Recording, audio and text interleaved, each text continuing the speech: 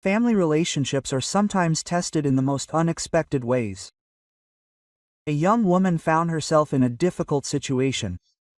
She lived with her 3 children in her parents' cramped apartment, while her husband rented a luxurious apartment for his mother. The tension reached its limit when the demand was heard, "Tomorrow you'll go and give my mother a general cleaning." What happened next, no one could have foreseen. Good day, dear listeners. I am glad to welcome you to my channel. I present to you a new interesting story. Enjoy listening. In the morning, another day of nightmares began in a small 2-room apartment on Enthusiasts Boulevard. Kira woke up because the youngest, 3-year-old Maximka, fell from a folding bed right onto the middle 6-year-old Dimka, who was sleeping on the floor on a mattress. 8-year-old Liza, who had settled down on the couch, grumbled discontentedly and pulled the pillow over her head. "Mom, he fell on me," Dimka whined, rubbing his bruised shoulder. "Quiet, quiet, don't wake Grandma and Grandpa," Kira whispered, lifting Max and trying to spread a blanket for Dimka at the same time. The 12 square meters living room served as a bedroom for 4 people. A folding bed, a mattress, a sofa and a narrow passage between them. That was all the space. The children's things were piled up on the only armchair, since there was no room for a closet in the room. From the kitchen came the displeased voice of Kira's mother Anna Georgievna. "Kira, the children are making noise again. My blood pressure is rising from this hubbub." "Sorry, Mom, I'll calm you down now," Kira responded, feeling how everything inside her was shrinking from fatigue. She gathered the children and drove them into the tiny bathroom to wash up one by one. As usual, there was no hot water until 9 o'clock in the morning. They had to wash their faces with cold water. Maxim started bawling, Dimka started being capricious, and Lisa rolled her eyes and said that at school they were laughing at her unfashionable clothes. "Lisa, my daughter, be patient a little longer. Dad will get a bonus, and we'll rent a normal apartment," Kira said tiredly, buttoning up her son's jacket. "You've been saying this for 6 months already," her daughter snapped. "And Katya Smirnova moved into a new building with a separate room." Kira gritted her teeth. Katya's mother worked as an ordinary accountant, and Artyom was a leading manager in a reputable IT company. His salary was under 100,000, but every month the money ran out by the 20th. What the family budget was spent on remained a mystery.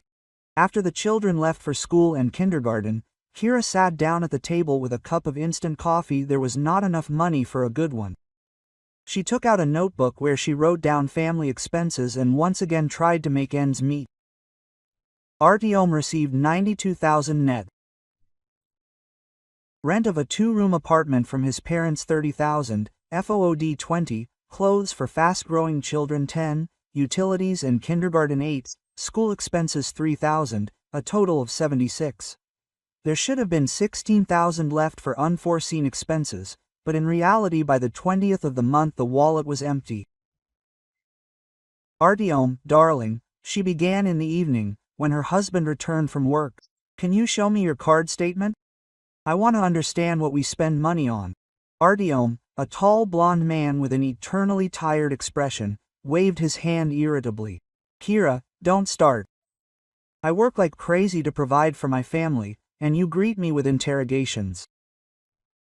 "I'm not interrogating you, I just want to understand why we never have money for a normal apartment." "Find a better job, you'll have a normal apartment," he muttered, plopping down on the sofa next to Dimka, who was going to bed. Kira felt the blood rush to her face.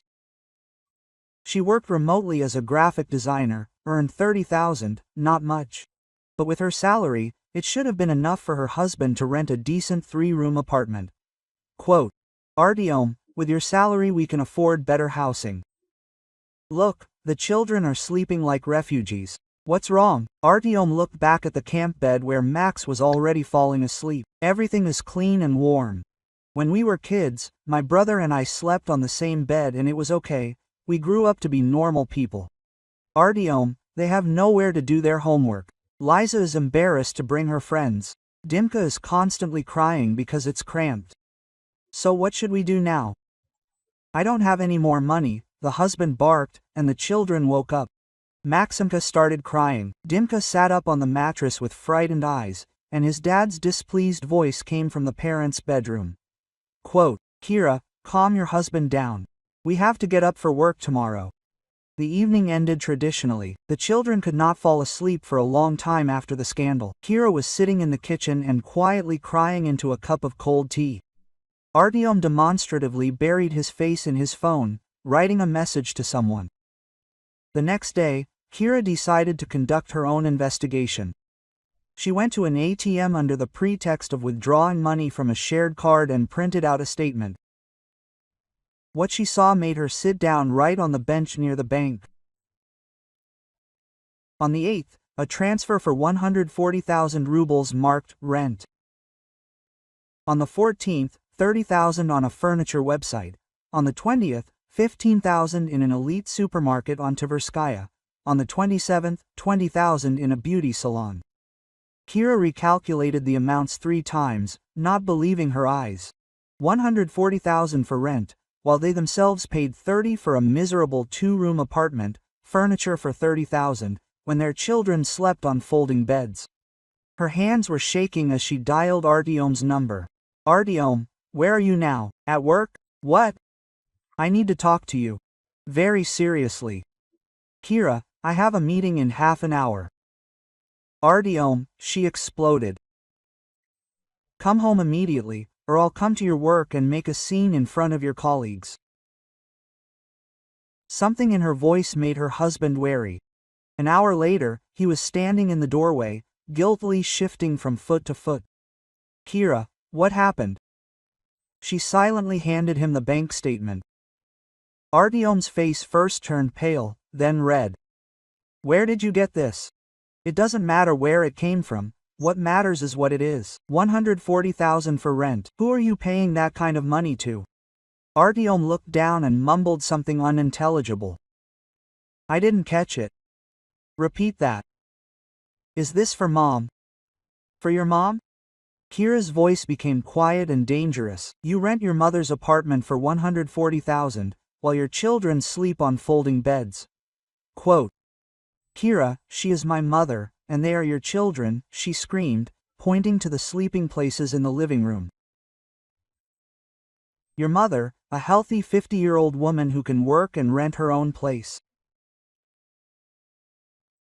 She spent her whole life on me, raising me alone after my father left.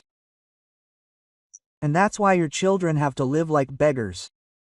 Artyom looked guiltily at the children's things piled up in the corner, at the folding bed with a sagging mattress, at Lisa, who was doing her homework on the windowsill because there was no table in the room. I thought we could somehow endure it. 2 years, Artyom, we'll endure 2 years while your mother lives on Patriarch's pawns. How do you know about Patriarch's pawns? He was scared. Kira took out her phone and showed him photos from Lydia Stanislavovna's social networks. Selfies against the backdrop of elite interiors, breakfasts on the terrace overlooking the pond, bouquets of flowers in crystal vases. Your mother is not shy about bragging about her luxurious life at our expense. Look, yesterday she bought a mink coat. The price is 80,000 in the comments. That's 2.5 times my salary. Artyom was silent, looking at the photos. In one of them, Lydia Stanislavovna posed in the living room with moldings on the ceiling and parquet made of valuable wood. Quote, she deserves a good life, he said quietly.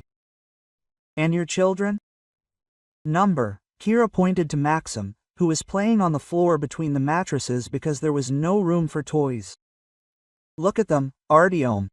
Liza is afraid to bring friends, she is ashamed of our poverty. Dimka asks why we live worse than everyone else in his class. Max does not even understand what it is to have your own room. At that moment, Anna Georgievna, Kira's mother, came in with a displeased face. What is all this shouting about? The neighbors will start complaining. Mom, I'm sorry. Kira wiped away her tears. We are discussing family problems here. What problems? Anna Georgievna looked around at the children's things scattered around, the bank statements on the table, and her daughter's tear-stained face. Quote, "There's not enough money again." "There is enough money," Kira said quietly, "it's just that we don't get it." Anna Georgievna took the statement from the table and ran her eyes over the lines. Her face lengthened. Quote, 10,000 for rent. Artyom, are you giving this kind of money to your mother? Artyom remained silent, which was tantamount to a confession. Aren't you ashamed? The mother-in-law was indignant. Your children live in cramped conditions. My grandchildren have no money to buy clothes, and you support your mother like a queen. Anna Georgievna, don't interfere in our family affairs. Artyom tried to snap back, but his voice sounded uncertain. How can I not interfere? My daughter is living in my apartment because of your greed and my mama's boy is suffering. Kira sat down tiredly on a chair. She was exhausted. For 2 years she believed her husband that there really was not enough money. She saved on everything, bought clothes for the children on sales, denied herself the bare necessities, and at that time he was settling his mother in elite housing. Quote, Artyom, she said quietly but clearly, you sort this situation out tomorrow. Either you tell your mother that you can't help her in such quantities anymore, or what, he became wary, or we sort this out differently. Artyom looked at his wife with fear. There were notes in her voice that he had never heard before. A whole album called My New Home had been discovered on Lydia Stanislavovna's social networks. Kira leafed through the photos, and with each frame her indignation grew. A living room with a fireplace and French windows, a kitchen with an island and premium appliances. A bedroom the size of a 2-room apartment, a dressing room crammed with expensive clothes, a bathroom with a jacuzzi and marble trim. Under each photo were enthusiastic comments from her friends. Lida, you're so great. You're finally living like a queen. Your son tried his best. Now that's what I call it. A real man. I envy him with white envy. You rarely see such an apartment even in the movies. And Lydia Stanislavovna answered with poorly concealed complacency.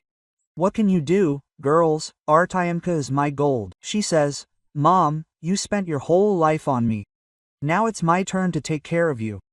She raised her son correctly. It's not like some people give birth and forget about their parents.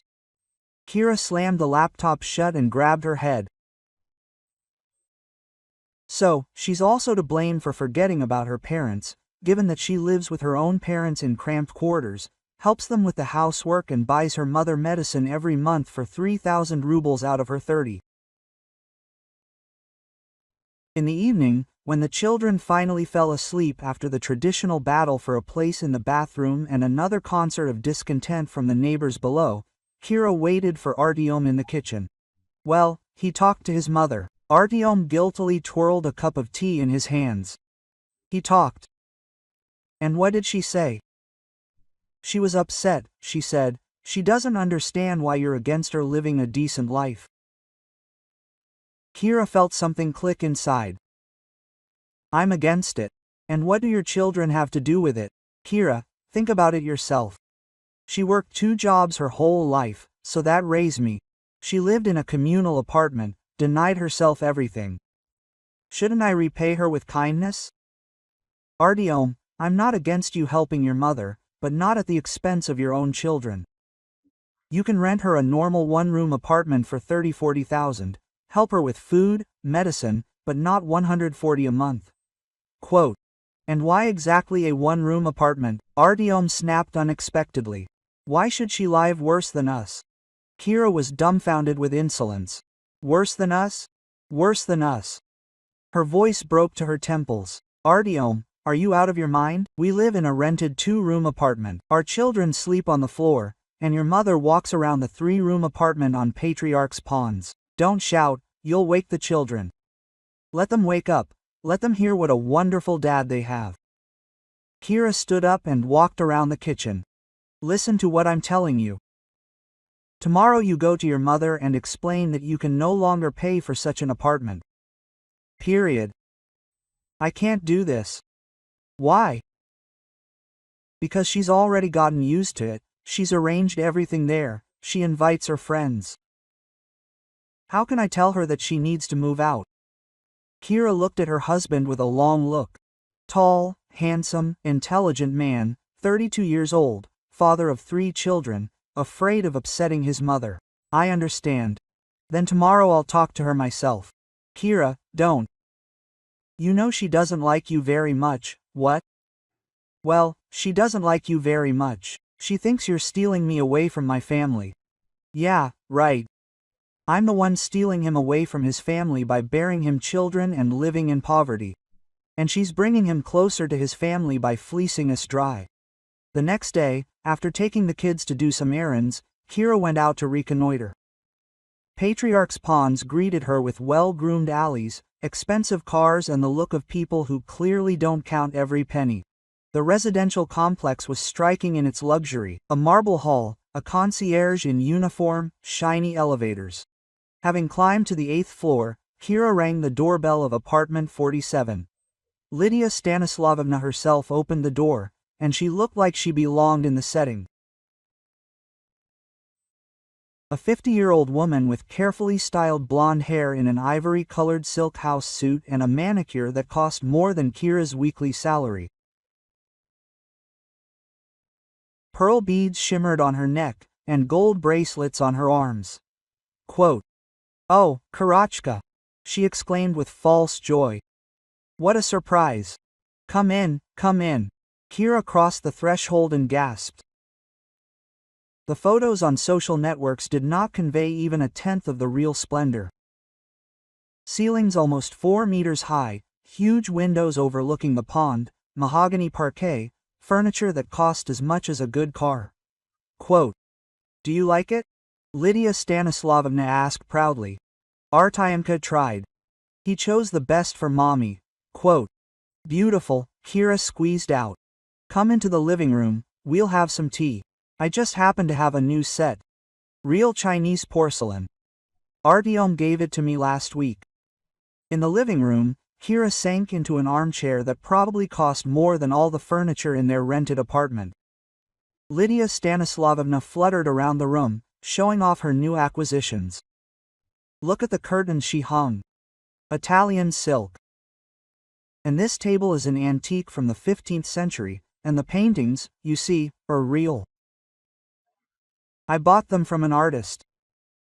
Lydia Stanislavovna, Kira interrupted her. "I need to talk to you." "About what, dear?" "About money." The mother-in-law's face changed instantly. Her smile became strained, her eyes became wary. "And what about the money? Artyom spends 140,000 a month on your apartment, plus furniture, appliances, your purchases. That's more than his salary. So what?" Lydia Stanislavovna sat down opposite and folded her hands' knees. "The son takes care of his mother. It's natural. It's natural when his own children live in normal conditions, and they sleep on folding beds in someone else's apartment. And that's your problem. If Artyom thinks it necessary to provide me with a decent old age, that's his right. You're 50 years old, you're healthy and can work. Why should I work if my son can support me?" Lydia Stanislavovna leaned back in her chair and smiled. "You see, Karachka, I raised Artyom on my own. His father ran away when the boy was 10 years old. I worked 3 jobs, didn't get enough to eat. I bought clothes only for him, and wore other people's things for myself. This is worthy of respect, but no buts. Now it's my turn to live beautifully. I deserve this apartment, this furniture, this jewelry, and you and your kids are temporary difficulties. You're young, healthy, you'll achieve everything yet." Kira felt the blood pounding in her temples. "Lydia Stanislavovna, you understand that your grandchildren suffer because of your appetites. My grandchildren will be proud of me. They will say, 'This is what kind of grandmother we have, not some beggar, but a real lady.' And while they are proud, they have nowhere to live. So what? It is useful to be modest in childhood, it strengthens your character. Look at Artyom, who grew up in a communal apartment and nothing, he became a man. Now he provides for his family. He provides for you, not for his family. Lydia Stanislavovna stood up and went to the window. You know, Karachka, I warned you from the very beginning. Artyom is a mother's boy. He will never betray his mother for his wife. If you don't like it, you can leave. There will be another who will appreciate such a man. Kira also stood up. So you are directly saying that your comfort is more important than the well-being of your grandchildren. I am saying that Artyom is a grown man and he decides for himself what to spend the money he earns on. And if his wife is unhappy, that is her problem. Understand? Kira said quietly. Then I will also solve my problems myself. That's good. Now excuse me, my pedicurist is coming in half an hour. It's expensive, but what can you do, my feet need care. Kira left the apartment with the feeling that she had visited a parallel universe. Downstairs, in the luxurious hall, there was a concierge smiling at the residents. Expensive cars were shining in the parking lot. In the nearest cafe, people were ordering breakfasts worth half of her daily earnings, and somewhere on Enthusiasts Boulevard, 3 children would come to a cramped 2-room apartment after school and kindergarten, where they would have to do their homework on the windowsill, because there was no table, and sleep on the floor, because there weren't enough rooms. In the evening, Artyom returned home in a great mood. Mom called and said that you had come, we had a good chat. Wonderful. Your mother explained to me that she deserved a luxurious life at our expense, and that the children and I were temporary difficulties that could be tolerated. Why are you doing this? Mom, that's not what I meant. What did I mean? Artyom hesitated. She's just used to the good life. It's hard for her to give up comfort, and it's easy for children to sleep on the floor. Kira, why are you acting like a little girl? Let's endure a little longer. When will I get a promotion? In a year, 2, 5. And let the children live like homeless people in the meantime. They're not like homeless people. They have a roof over their heads, food, clothes. Your mother has a 3-room apartment with a jacuzzi, and your children don't even have their own beds. The argument lasted until midnight and ended with Artyom going to bed offended, and Kira sitting in the kitchen and planning her next steps. Talking wouldn't solve anything here. Lydia Stanislavovna made it clear that she wouldn't voluntarily give up luxury, and Artyom wouldn't find the strength to force her. So, it was necessary to look for other ways of influencing her. The next 2 weeks passed in tense silence. Artyom avoided talking about money. Kira silently watched as the children struggled to get ready in the cramped apartment every morning, tripping over each other and arguing over space in the bathroom. Lisa became even more withdrawn. Dimka began to wet himself at night from stress, and little Max constantly whined, demanding attention. Kira's parents also began to show dissatisfaction. Anna Georgievna sighed every now and then, cleaning up the scattered children's toys, and Dad Georgy Petrovich hinted several times that it would be nice for the young family to get their own home. Meanwhile, Lydia Stanislavovna continued to brag about her new clothes on social networks. A new set of bed linen made of Egyptian cotton, a handmade dinnerware set from the Czech Republic, or a membership to an elite fitness club. Under each post, her friends admired her caring son, and she modestly replied that Artyomka spoiled his mommy. Kira's patience snapped on a most ordinary Tuesday morning.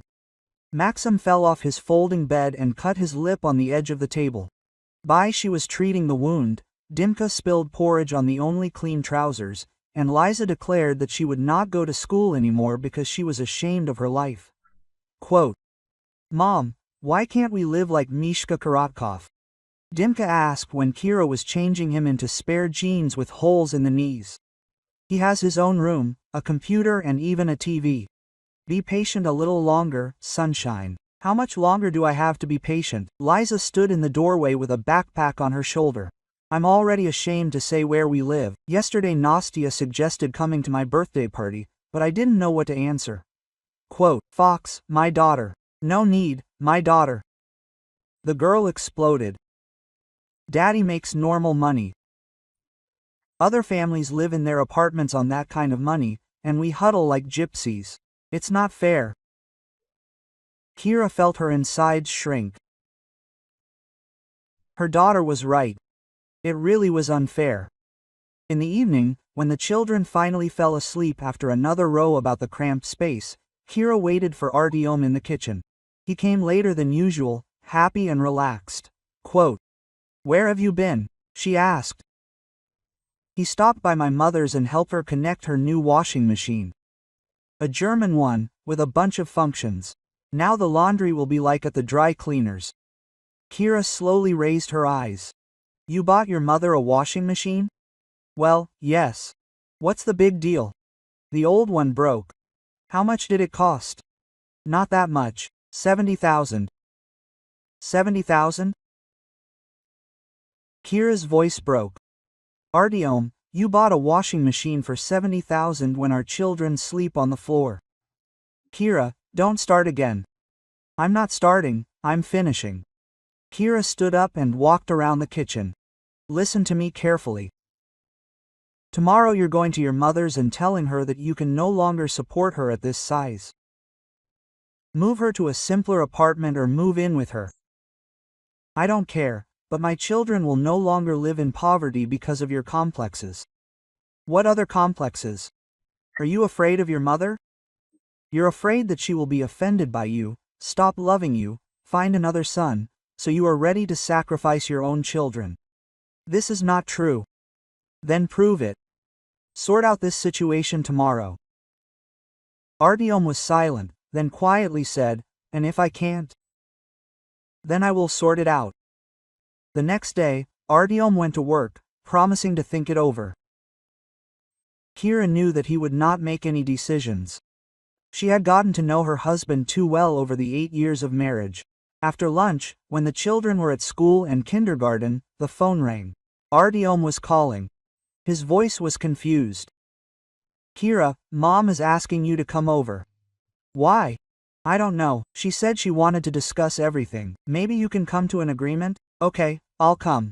Kira looked at herself in the mirror. Jeans with drawstrings, a sweater that had been washed 100 times, cheap sneakers, she cut her hair herself, and hardly used any makeup. What to spend money on when the kids don't have enough for the bare necessities? Before leaving, she stopped by her mother's kitchen. Mom, I'll go to Artyom's mother. If anything happens, you'll pick up the kids from school and kindergarten. Of course. Why is she calling you?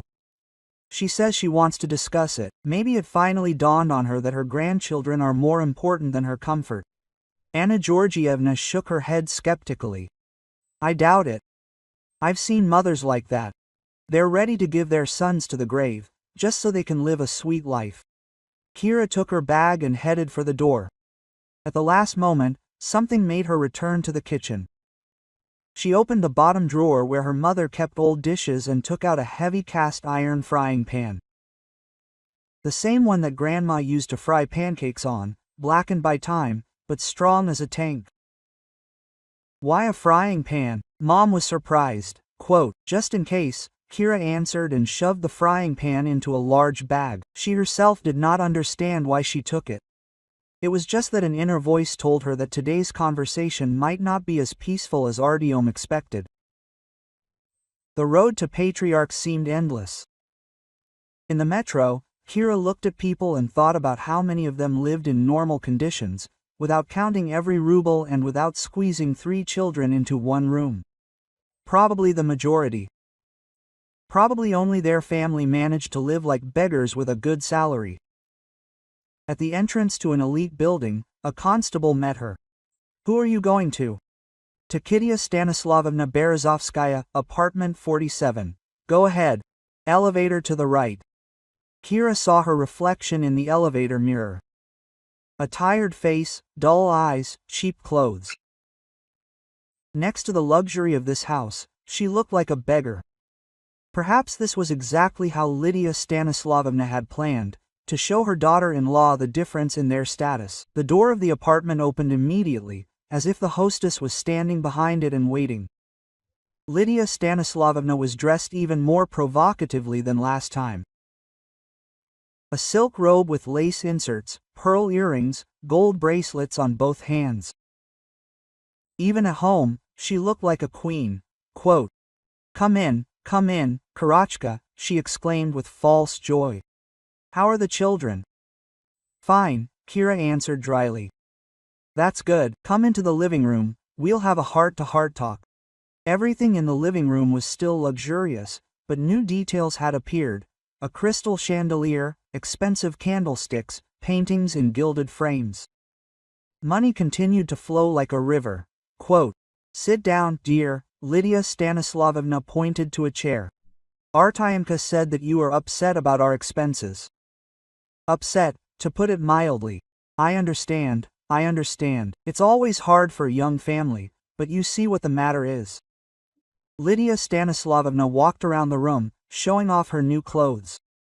"I wanted to offer you a deal." "What deal?" "You stop pestering Artyom with talk about money, and she stopped and smiled. "I'll find you a part-time job." Kira felt anger starting to boil inside. A part-time job? Well, yes. For example, my apartment is big, cleaning is hard. Could you come twice a month and do a general cleaning? I'll pay you well, about 5,000 at a time. 10,000 a month won't be extra, right? Kira slowly rose from her chair. Are you offering me to clean the apartment that you rent with my husband's money? What's wrong with that? It's just a job. But at least it will be honestly earned money. That is, the money that my husband earns for the family, but gives you dishonestly? Karachka, no, don't distort it. Artyom just helps his mother, and you can help me with the housework. Everything will stay in the family. Kira felt her hands begin to shake with indignation. And what other services would you like to receive? Maybe your laundry would be washed, dinner would be cooked, your future dog would be walked. But why so aggressively? Lydia Stanislavovna sat down in the chair and straightened her robe. I propose mutually beneficial cooperation. Mutually beneficial? And where is the benefit for me? What do you mean where? You will get the money. Plus, I will explain to Artyom that you are a good wife, trying for the family. So now I am a bad wife? Well, not exactly bad, but capricious, always dissatisfied. Demanding. Artyomka worries about you, she cannot concentrate at work. Kira took a deep breath and exhaled slowly. Lydia Stanislavovna, this is the last time I am telling you nicely. Your grandchildren live in inhumane conditions because of your appetites. If you are not ready, compromise. No compromises, interrupted the mother-in-law. Artyom is a grown man and decides for himself how to spend his money. And if his wife doesn't like it, he can go work more or look for another husband. I see. Kira bent down to her bag and took out a cast iron frying pan. Lydia Stanislavovna followed her movements and became slightly wary. What is this? And this is Lydia Stanislavovna, my argument in the dispute. What argument? Are you threatening me? I'm not threatening, I'm acting. The first blow fell on the crystal vase on the coffee table. The vase shattered into pieces, the shards scattered across the expensive carpet. Lydia Stanislavovna screamed and recoiled. Are you crazy? Perhaps, calmly answered Kira and swung the frying pan over the new washing machine. This beauty costs 70,000. Let's see how much she's worth after getting acquainted with cast iron. Don't you dare, I'll call the police. Call and tell me how you abuse your grandchildren for the sake of your own comfort. The second blow hit the washing machine. The plastic panel cracked, the electronic display went out. Lydia Stanislavovna rushed to the phone, but Kira intercepted her. Let's talk first, then you can call. Let me go, you're crazy. Crazy is when you allow your children to live in poverty. And I've just come back to normal. Kira looked around the living room, choosing her next target. Her gaze stopped on the brand new plasma panel. The TV was not cheap either. Kira, stop, let's talk. What should we talk about? About how you are ready to move to a more modest home. I can't. I need comfort. I'm used to it. And my children should get used to discomfort. The impact of the frying pan on the TV screen produced an impressive effect. The screen cracked like a web. The image distorted and went out. Lydia Stanislavovna burst into tears. Why are you doing this? I'll explain what happens when impudence crosses all boundaries. Kira approached the antique 15th century table. How much did this cost? 120,000. Kira, I beg you. 120,000 for the table, and the children have nowhere to do their homework. The table shattered into pieces from one blow. The inlay scattered across the floor. The carved legs flew in different directions. I'll put you in jail. Try telling the judge how much money you used to buy all this while your grandchildren were starving. Lydia Stanislavovna darted to the front door, but Kira was faster. She blocked the way, holding the frying pan at the ready. We haven't finished talking yet. What do you want? I want you to understand one simple thing. Artyom can choose, either a wife with children, or a mother with appetites. There is no third option. He will never choose you. I am his mother. We will see. Kira went to the cupboard with expensive dishes. In the meantime, let's continue our conversation. The blows of the frying pan on the crystal glasses and porcelain plates sounded like music. Lydia Stanislavovna sobbed, begging him to stop, but Kira was relentless. 8 years of humiliation, poverty and lack of rights demanded an outlet. The conversation was really short. Half an hour later, Kira looked at the destroyed living room, wiped the frying pan off the curtains and headed for the exit. Tell Artyom that I am waiting for him at home. We will have a serious conversation. I'll call an ambulance, whispered Lydia Stanislavovna, holding her broken head. Call the police too. But remember, I'm ready to tell anyone who wants to listen what a caring grandmother you are. Kira calmly left the apartment, went down to the hall and nodded to the concierge. He watched her go with a surprised look. He was probably surprised that a woman in cheap clothes could look so happy after a visit to an elite apartment. In the metro, Kira felt a strange relief. For the first time in many years, she did what she wanted, and not what was expected of her. For the first time, she put the interests of her own children above the desire to seem good and correct. The frying pan in her bag pleasantly knocked against her thigh. The faithful assistant had completed her task. The phone rang when Kira had just entered the entrance on Enthusiasts Boulevard. Artyom's number appeared on the screen. He was calling from work. His voice trembled with panic. Kira, what have you done? Mom is in the hospital. I know. I took her myself. How did I take her myself? Are you crazy? The doctors say she has a concussion. They are right. And her apartment was also smashed with our hard-earned money. Kira, do you understand what you have done? She filed a report with the police. You could go to jail. Let her file one. At the same time, I will tell the investigator whose money she lived on while her grandchildren slept on the floor. I am going to the hospital, and I will wait for you at home. We will have a talk. Kira turned off the phone and went up to her floor. The apartment was quiet. The children had not yet returned from school and kindergarten. The parents were at work. She went into the living room, looked at Maxim's folding bed, Dimka's mattress on the floor, Liza's sofa, littered with children's things. In a few hours, the usual bustle would begin here. 3 children would need to do their homework, have dinner, get ready for bed in a space the size of a storage room. And at this time, a smashed 3-room apartment lay on Patriarch's Ponds, a monument to impudence and selfishness. Kira took a cast-iron frying pan out of her bag, washed it in the sink and put it back. The faithful assistant deserved a rest. The children returned almost simultaneously. Liza was gloomy, Dimka with a torn sleeve of his jacket, Maxim with snot and dirty hands. Mom, why are you so cheerful? Liza asked, noticing the unusual expression on her mother's face. Just good news, daughter. What news?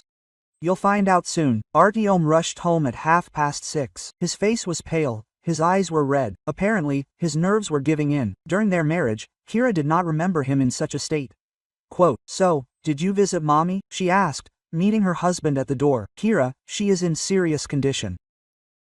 She not only has a concussion, but also 3 broken ribs. She fell down from fear when she saw that she could fight back. Do you understand that they give time for this? For causing grievous bodily harm.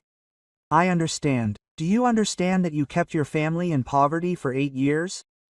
For the comfort of your mother. Artyom went into the living room and sat down on the sofa next to Liza, who was doing her homework. His daughter glanced sideways at her father and moved away. There was limited space. Mom filed a report, he said quietly. The investigator will arrive tomorrow, let him come. I have a report for him too. What report? About how you spent the family money, condemning the children to poverty. About how your mother abused her grandchildren, living off them. This is not a crime. It is a crime, failure to fulfill parental responsibilities, creating difficult living conditions for children when there were financial opportunities. Article 156 of the Criminal Code. Artyom looked up at his wife in surprise. Did you get legal advice? Yes. While you were visiting your mother in the hospital, I spoke with a lawyer and learned a lot of interesting things about our rights. Kira, let's not go to extremes. Maybe we can come to some kind of agreement? It's too late to negotiate. I've been trying to negotiate with you for 8 years. Now is the time for decisive action. Artyom was silent for a moment, then asked, what do you want? A divorce and child support for 3 children in the amount of half of your income. Half.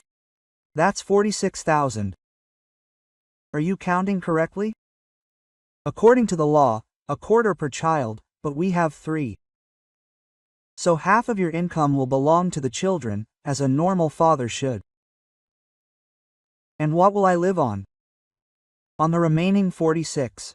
Whether that's a lot or a little is up to you to decide.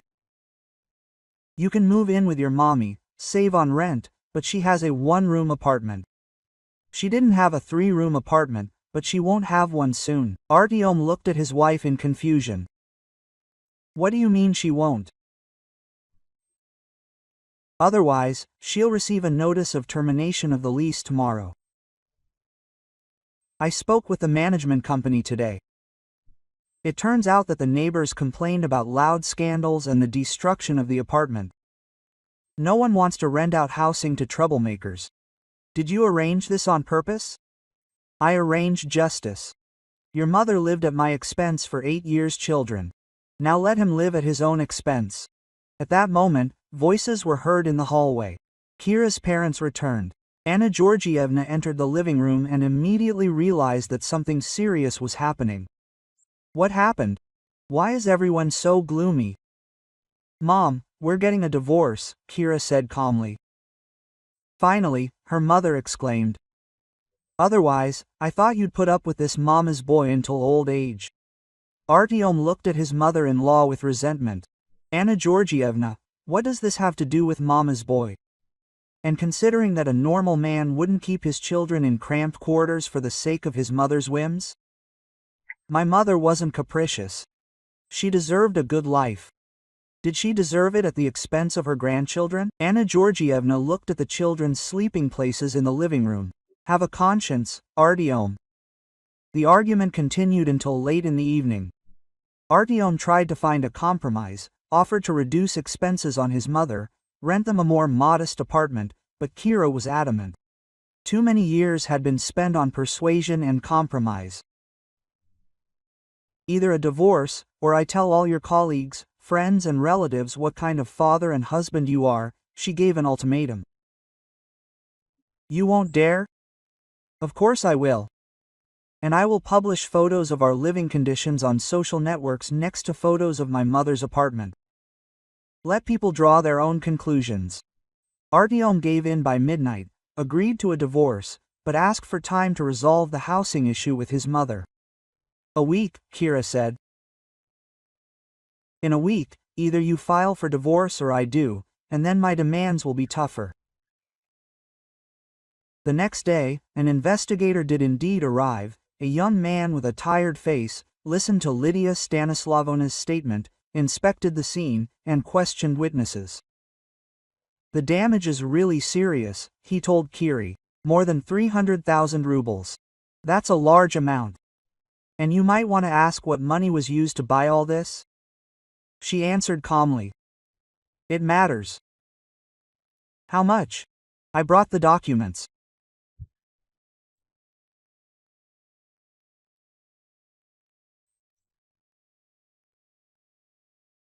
Kira showed the investigator bank statements, income statements, photographs of the children's living conditions, and medical certificates stating that the youngest son wets himself from stress due to the cramped conditions. "You see," she explained, "my husband spent more on supporting his mother than he earned. The children lived in inhumane conditions, and the mother-in-law bought antiques.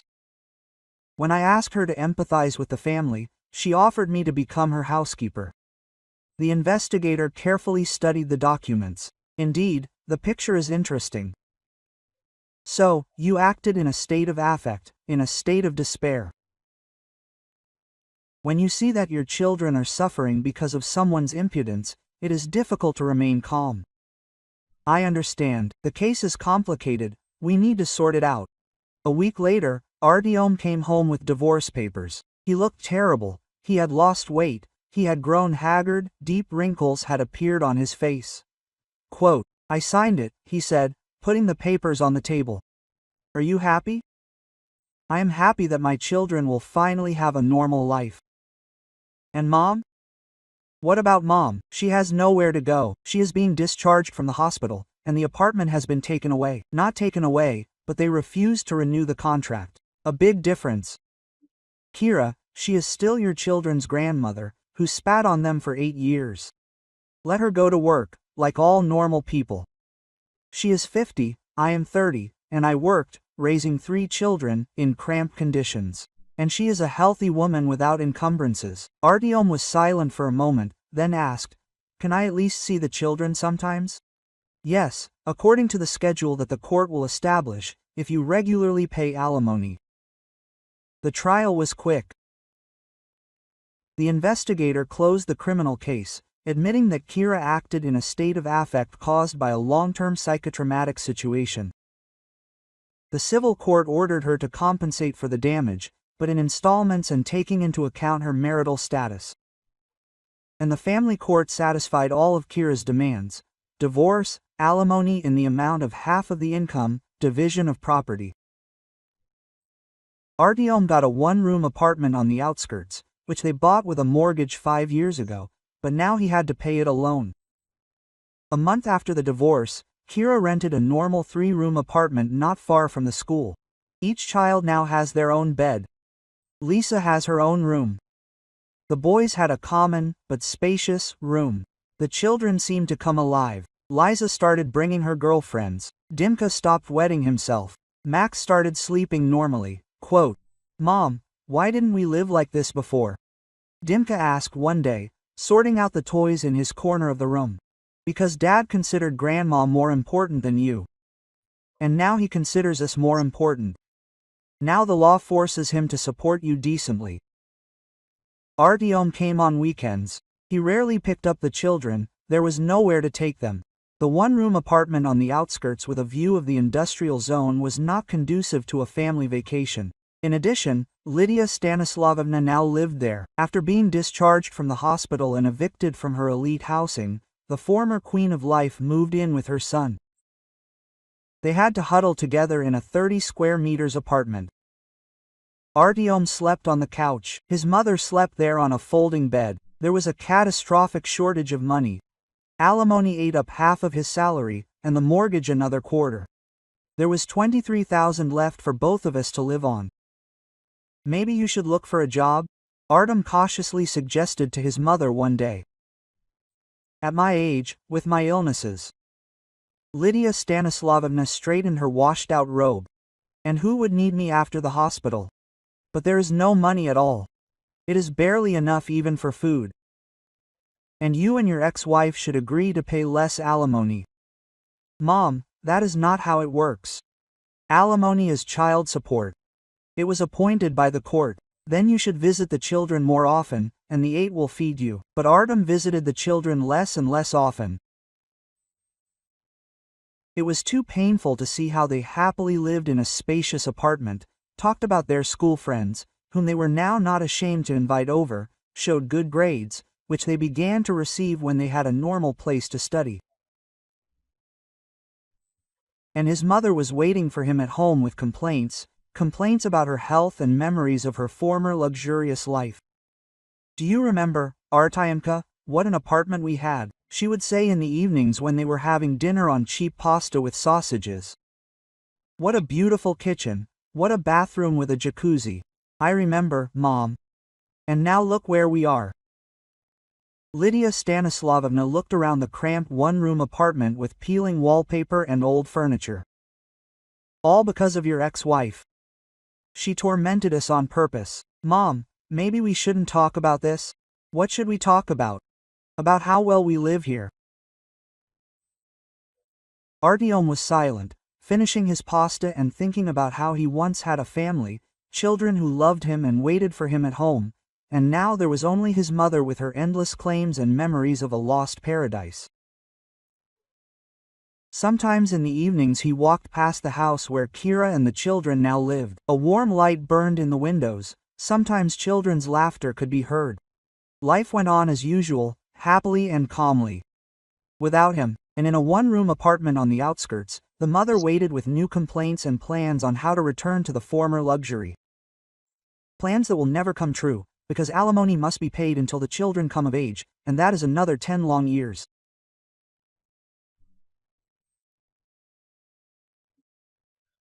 "10 years of living in cramped quarters, poverty and constant reproaches. Fair retribution for years of betraying her own family. M.